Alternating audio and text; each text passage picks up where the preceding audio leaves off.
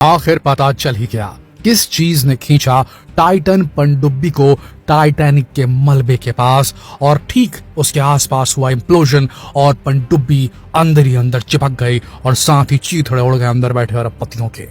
वो चीज कौन सी थी, इसे समझने के लिए पहले आपको क्रोनोलॉजी समझनी होगी। क्रोनोलॉजी कि किस प्रकार से ये जो घटनाक्रम है ये हुआ और इस घटनाक्रम के पीछे जो सबसे बड़ा कल्प्रिट है वो निकल कर सामने आ रहा है खुद का खुद ओशन गेट। जी हाँ, अभी वैसे तो जांच चल ही रही है, लेकिन जांच के नतीजे आने से पहले कुछ ऐसे पॉइंटर्स सामने आए हैं, कुछ ऐसे क्लूज सामने आए हैं जो साबित करते हैं कि इसमें गलती कहीं ना कहीं पनडुब्बी की ही थी। जी हाँ दोस्तों, आपको बता दें रविवार को यूएस नेवी जो थी उसे एक कैटास्ट्रोफिक इम्प्लोजन का साउंड उसने कैप्चर किया था, लेकिन वो जानते नहीं थे कि किसका है। ये ठीक उसी वक्त का था जब समझ लीजिए कि टाइटन पनडुब्बी का संपर्क उसकी मदरशिप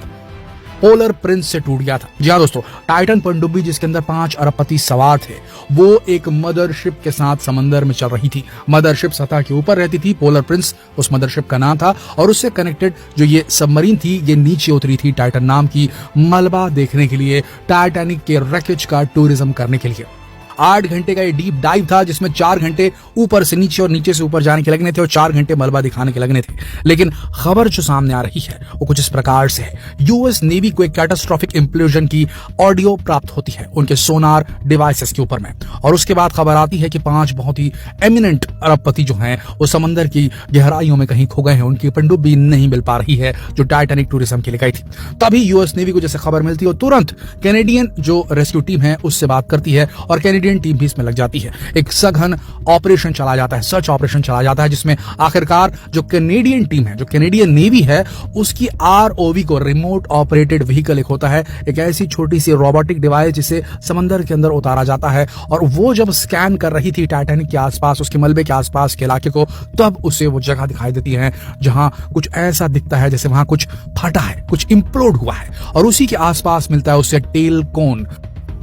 टाइटन पनडुब्बी का पिछला हिस्सा जिसमें 5 अरबपति सवार थे। और उसके बाद सारी चीज एकदम साफ हो जाती है क्योंकि जो व्यास था, जो सरकमफरेंस था जहां पर वो इंप्लोड होने वाली जगह थी। देखिए दोस्तों, जिस प्रकार से सतह में हम चलते हैं, जमीन पर हम चलते हैं तो लोगों के फुटप्रिंट लिए जाते हैं, उसी प्रकार से जो अनछुई जगह है, समंदर की तलहटी एक अनछुई जगह होती है, वहां कोई चलता नहीं है, लेकिन वहां कोई मार्क बना रहे तो डेफिनेटली उसका बहुत बड़ा सिग्निफिकेंस होता है। तो कुल मिलाकर जो वहां फटने का, जो इंप्लोड होने के जो निशान थे वो साफ दिखा रहे थे। जो साइज था इंप्लोजन को बिल्कुल पनडुब्बी के साइज से मैच खाता था और वहां टुकड़े मिलना शुरू हो गए पनडुब्बी के, जिससे ये कयास लगाए गए कि अंदर बैठे जो लोग थे उनका बचना और उनका मिलना दोनों मुश्किल है, क्योंकि जिस प्रकार की लहरें समंदर के ऊपर चलती हैं और वो किसी भी चीज को सैकड़ों किलोमीटर दूर तक फेंक सकती है, ठीक उसी तरीके से समंदर के नीचे काफी दबाव और प्रेशर रहता है, और यहाँ जो करंट चलता है, यहाँ जो अंदर ही अंदर लहरें चलती हैं, वो बड़ी से बड़ी चीज को कईयों किलोमीटर तक आगे पीछे कर सकती है। तो ऐसे में उनका शरीर जो है मिलना बेहद मुश्किल। लेकिन यहाँ पर जो सबसे बड़ा खुलासा हो रहा है वो ये हो रहा है कि एक बाप बेटा, एक और अरबपति बाप और उसका बेटा,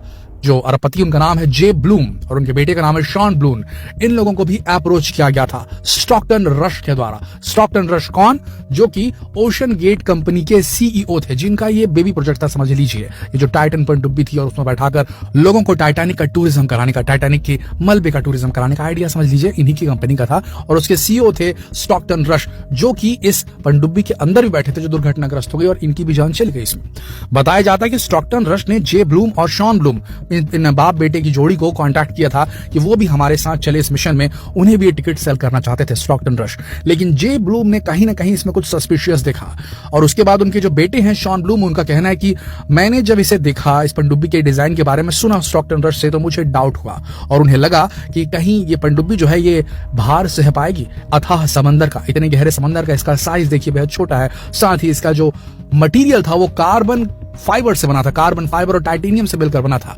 और खुद स्टॉकटन रश ने, और ऐसे कई सारे वीडियोस भी इंटरनेट पर अवेलेबल हैं जहां स्टॉकटन रश कहते हुए सुने जा रहे हैं कि हम रूल्स ब्रेक कर रहे हैं, हम ऐसे मटेरियल की तलाश में हैं जो ऐसी पनडुब्बी बनाए जो कम बजट में हमें समंदर की सतह के नीचे, एकदम नीचे तलहटी तक लेकर जाए, और उसमें उन्होंने सफलता प्राप्त कर ली है, ऐसा उनका कहना था। बाद में जे ब्लूम, जब उनका इंटरव्यू सामने आया, ये जे ब्लूम और शॉन ब्लूम थे, ये भी उस पनडुब्बी में सवार होने वाले थे, लेकिन एंड टाइम इन्होंने टिकट लेना अपना कैंसिल कर दिया और इन्हीं की जगह